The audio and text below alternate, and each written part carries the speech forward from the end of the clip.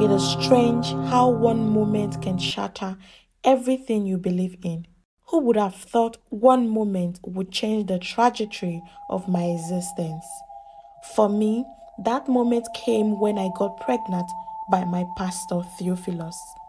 Not only that, but I also lost my best friend, Gloria, to the cold arms of death because she could not bear the shame and controversies surrounding her unwanted pregnancy. She didn't just die, she was betrayed, and so was I. We were betrayed by someone we trusted completely, our pastor. My name is Odion, and I am the only daughter in a family of 5. We live in Kogi State. Though we are originally from the southern part of Nigeria, my dad is a businessman. He tries his best to provide for the family, which often requires him to travel out of town. But we love him because he always cares for us. My mom is a teacher at our community high school and a deaconess in our local church where we worship. We used to call her a disciplinarian because she wielded the rod of discipline in my dad's absence. I was in senior secondary school too, SS2, when I became serious about church. I had given my life to Christ the year before and was passionate about my faith. My zeal was like fire. I wasn't just a churchgoer, no, I was fully committed. My life practically revolved around church activities. Evangelism on Saturdays, I was there. Prayer meetings during the week, choir rehearsals, almost daily.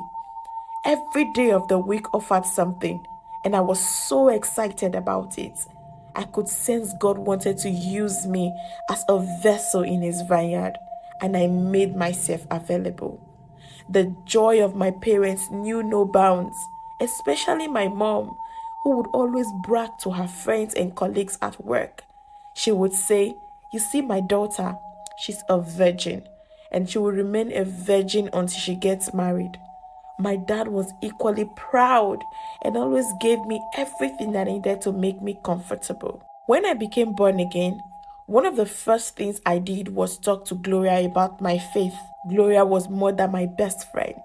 She was like the sister I never had. She was from Rivers State, where her parents resided, but she had come to live with her elder sister, who was married to an indigene of Kogi State. She was 19 at the time, just a year older than me, but people called us twins because we had grown up together, shared secrets, laughed at silly jokes, and cried on each other's shoulders. My family also loved and treated her equally, so convincing her to come to church with me wasn't hard. Gloria loved the energy of the church. She joined me in the choir, and together we went for evangelism, spreading the gospel to anyone who would listen. We even created a routine, walked home from school, finished our homework, and head to church. Those were some of the happiest moments of my life, feeling like we were doing something meaningful together, something with eternal reward.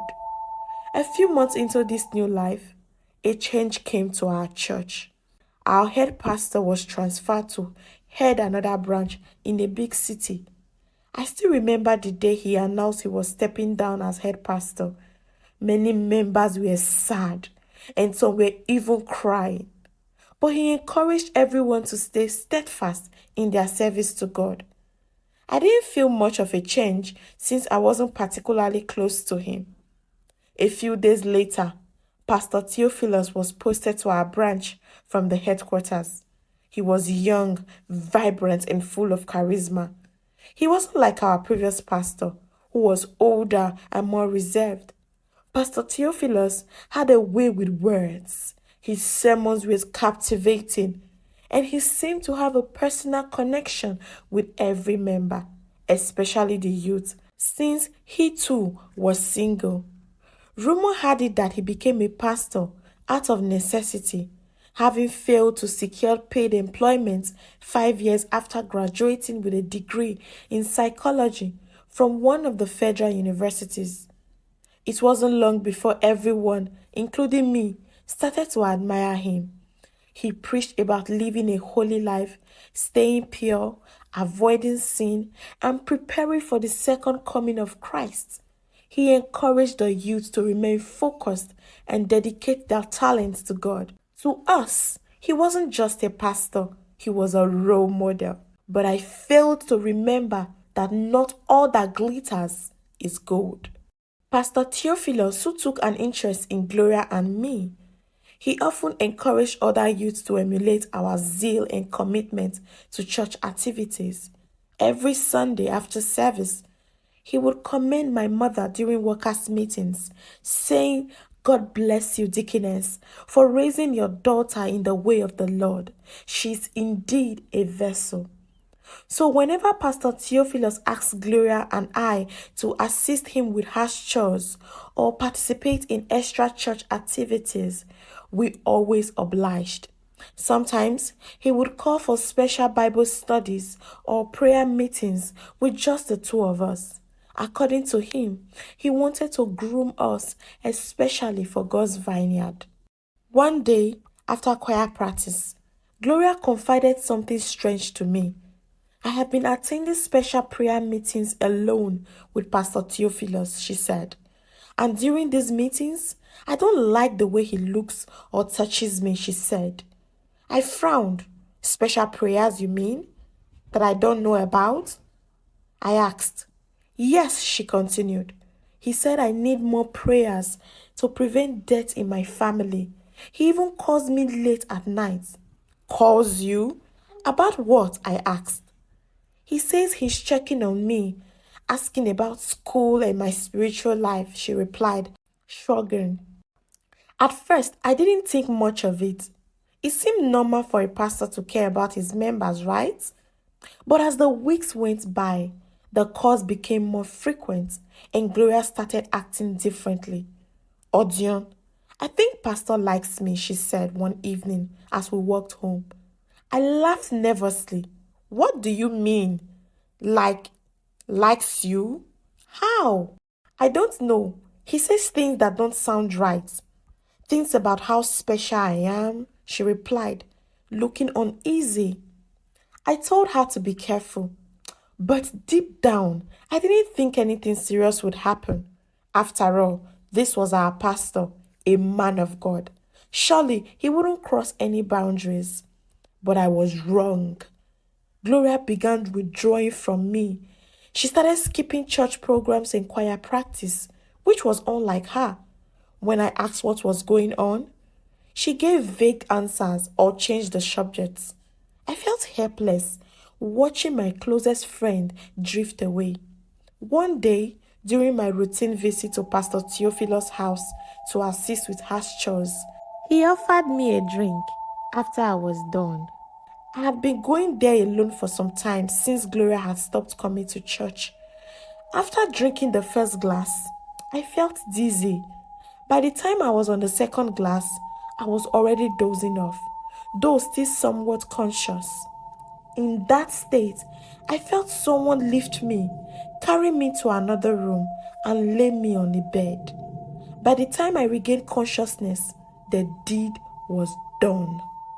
I was half dressed with reddish stains on my clothes.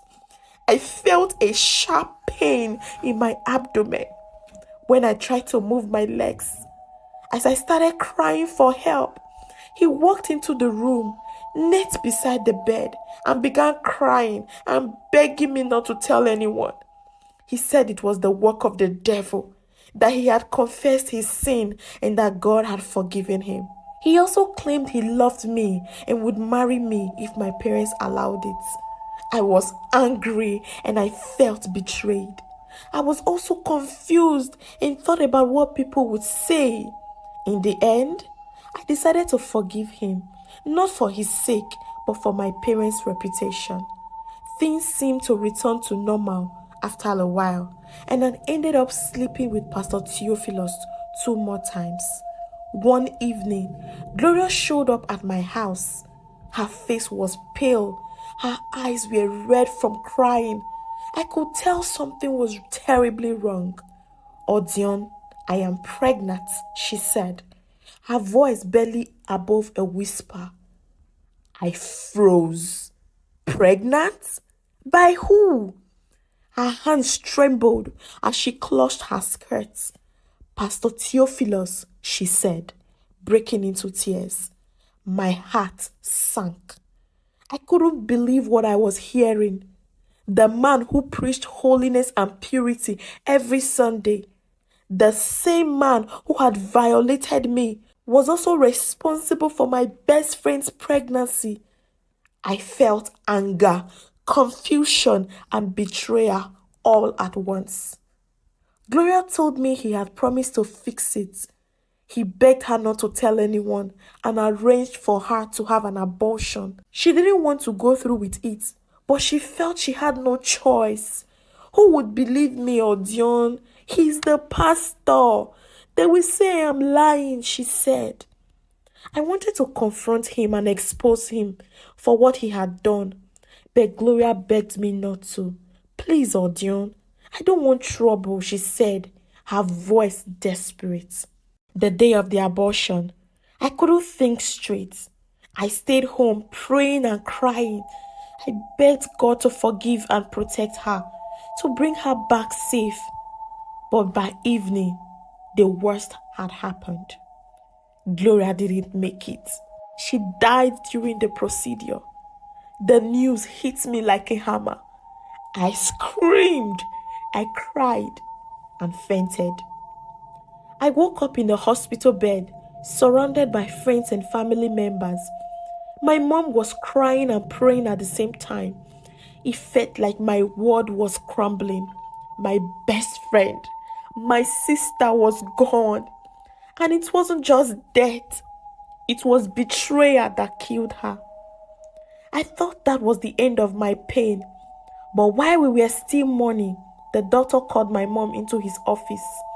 By the time she came out, she was wailing and screaming, I am finished! I am finished! The doctor had told her I was 8 weeks pregnant based on the test they conducted. I fainted and slipped into a coma for 2 days.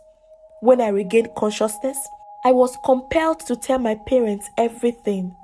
They were shocked and furious. They confronted the church leadership, demanding justice, but the response was sickening. At first, the church leaders denied it, claiming Gloria and I were lying. When more details emerged, they quietly arranged to transfer Pastor Theophilus to another branch to evade justice. The church tried to cover it up, calling Gloria's death a medical complication. They urged everyone to move on and not bring shame to the church. I couldn't believe it. The place I had trusted so deeply had become a place of silence and secrets. On the day Pastor Theophilus was to leave, Gloria's parents involved the police. Officers from the state headquarters arrested him, and he was charged in court. He was later sentenced to 10 years imprisonment for culpable manslaughter. I stopped going to church. My faith was shattered. For months, I couldn't pray or read my Bible. I questioned everything I believed. How could God let this happen? How could someone who claimed to serve him commit such evil? Over time, I came to realize something important. God didn't fail us. People did. Pastor Theophilus was just a man, flawed and corrupt. His actions didn't reflect God's character. It wasn't easy, but I slowly began to separate my faith from people who betrayed it. Gloria didn't deserve what happened to her. She was kind, funny, and full of life. Her death left a void in my heart that can never be filled. I tell my story so others can learn from it. If someone in authority makes you uncomfortable, speak up. Don't let fear or respect for their position silence you. Protect yourself. And if you have been hurt or betrayed by someone in the church, know that it is okay to feel angry, confused, or broken. Healing takes time, but it is possible. Today, I still believe in God. But I have learned to be cautious of people. Not everyone who claims to serve him truly does. Gloria's story is a reminder that we must hold leaders accountable no matter how holy they appear to be. As for my pregnancy, that is a story for another day, as more revelations later unfolded.